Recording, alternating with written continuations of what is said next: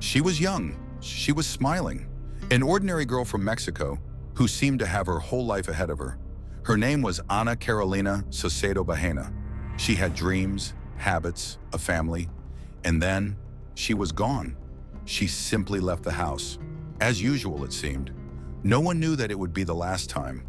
For the first time, the phone disappeared. Then, she herself. And then there was silence. The most frightening silence is when the world simply doesn't notice that someone is gone. Disappearances are not always loud. They are not always accompanied by screams, running, and flashing lights. Sometimes they look mundane, as if the person was simply late, as if something distracted them, as if everything is not real. That day, Carolina left the house, without luggage, without strange hints. She had her phone with her. No one noticed the alarm, and no one paid attention to the first minutes of silence. First, hours pass, and you do not want to panic. You look for a rational explanation. Maybe the battery died. Maybe she is out and about and forgot to write. Maybe she just does not want to talk. Every disappearance has 1,000 harmless versions until the time comes. But with each new attempt to call, something inside changes. Instinct, irrational but the most honest, begins to speak more quietly and confidently. Something is wrong. The phone is not just turned off. It is silent. Messages remain unread. There is no online status, and time is running out. The first day is the worst, not only because the chances of finding a person alive drop sharply, but because it is during this time that you encounter indifference. The police are in no hurry. The volunteers have not yet joined in. Social networks have not yet spread the news. You are alone with panic, and the louder you knock, the tighter the doors are closed. Carolina's family tried to sound the alarm, but how many times in such cases do you hear in response, "Wait, maybe she left on her own," or "She's an adult, she can come back"? And if you are a woman, especially a young one, then they are in no hurry to look for you. They think that you could have run away, left, fallen in love, run away, disappeared. The easiest thing is to write it off as personal drama, but behind this drama is a person, and time is running out. On the third day, the silence was broken, not by a phone call, not by a miraculous return, not by the news that she had been found alive. Instead, by a short, truncated message that left a void. Her body had been discovered in the mountains, among the rocks, cold, impartial, motionless, as if nature itself had become a grave. This was the Cerro de las Mitras area, a ridge west of Monterrey, a place rarely visited by random passers-by. To get there, you had to go far away, or be taken away. Carolina's body lay on the rocks, unprotected, unrelieved, as if no one had tried to hide it or disguise it, as if it were not a crime, not a misfortune, not a tragedy, but simply trash. As if this girl's life was worth nothing. There were no fences, no tapes, no crowd of journalists. There was no urgent press conference with officials. Everything happened as if her death was nothing new, as if it was part of the routine. Another body, another story without a loud ending. The first details did not provide an answer. No exact time of death, no signs of a struggle, no clear version, only a statement. She was dead, and no one was looking anymore. The police did not announce the progress of the investigation. Relatives tried to understand what happened, but remained in the dark. Society?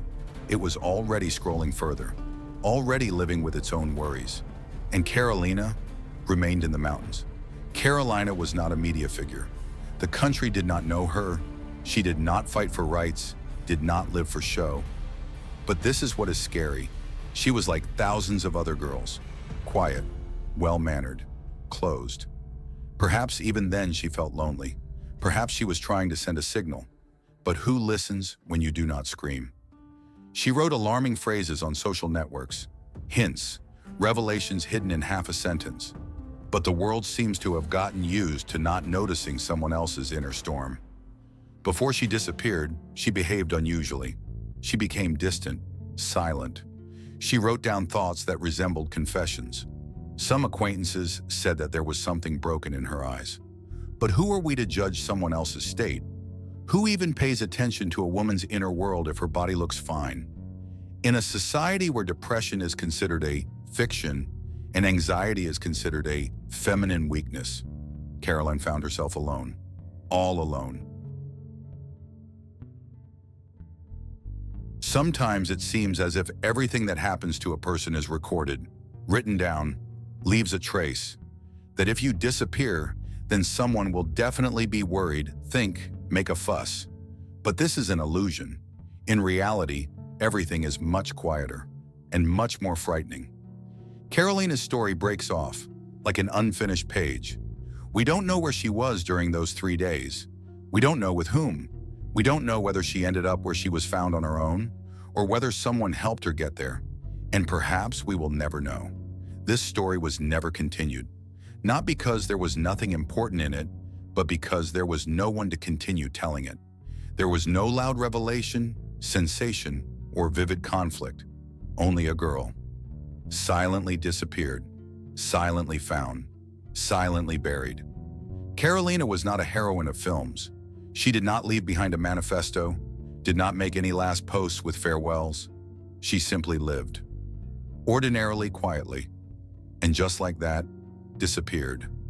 And then her life, with all its thoughts, plans, fears, and desires, disappeared with her, forever, without explanation. We will never know what she was thinking about in her last hours, what she was waiting for, whether she was hoping or whether she already felt that there would be no help and that no one would find her in time. Sometimes the tragedy is not in the ending, but in the fact that there is no middle ground between the beginning and the end. There is only a blank sheet and nothing more. Carolina was. This is perhaps the most terrible and true thing that can be said. She was. She had a name, a voice, a walk.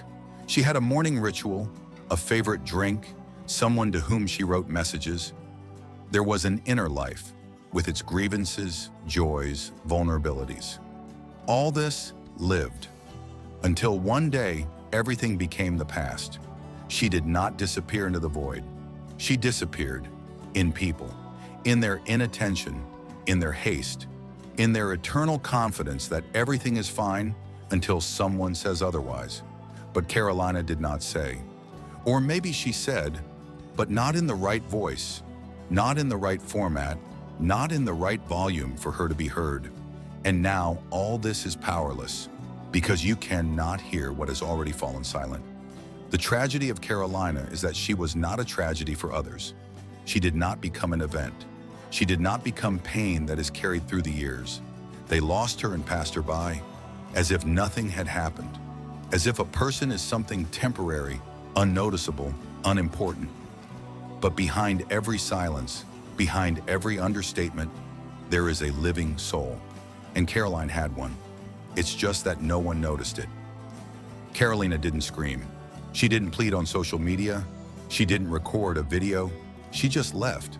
And all that's left is her name, silence, and the stones she was found among. Maybe it was a tragedy. Maybe it was someone's crime. Maybe it was despair. But one thing is for sure, she didn't deserve this end. She deserved to be heard, but she wasn't. On this channel, we don't tell stories for the sake of hype. We tell stories to remember, so that those who have been forgotten can find their voice again. Carolina Saucedo is not just a name. She is a symbol of the silence in which thousands of girls are drowning.